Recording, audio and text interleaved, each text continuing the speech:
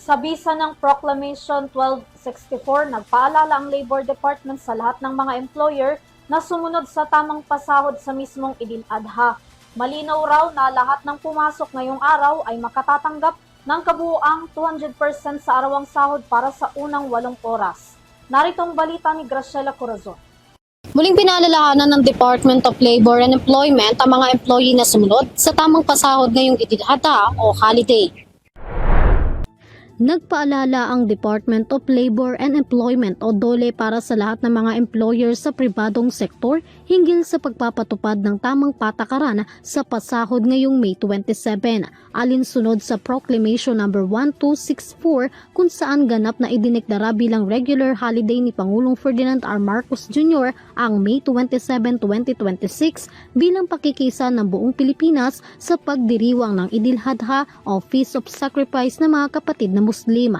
Ayon sa DOLE, kung ang isang empleyado ay pumasok at nagtrabaho sa araw ng holiday o Idil Adha, dapat itong makatanggap ng kabuuang 200% sa arawang sahod para sa unang 8 oras. Para naman sa higit 8 oras na ginampan ng trabaho ng isang empleyado sa araw ng day off nito at regular holiday, babayaran ng employer ng karagdagang 30% ang sahod nito bukod pa sa 200% na natatanggap nito. Samantala kung ang empleyado naman ay hindi pumasok at nagtrabaho sa holiday, dapat pa rin itong bayaran ng employer ng 100% ng kanyang sahod para sa nasabing araw.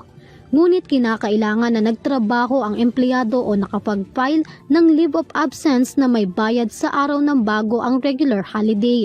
Kung ang araw na sinusundan ng regular holiday ay araw na walang pasok sa establishmento o nakatakdang araw ng pahinga ng empleyado, nararapat ito ay bayaran ng regular holiday pay kung ang empleyado ay nagtrabaho o nagbayad sa kanyang leave of absence sa araw na bago ang araw na walang pasok o araw ng pahinga.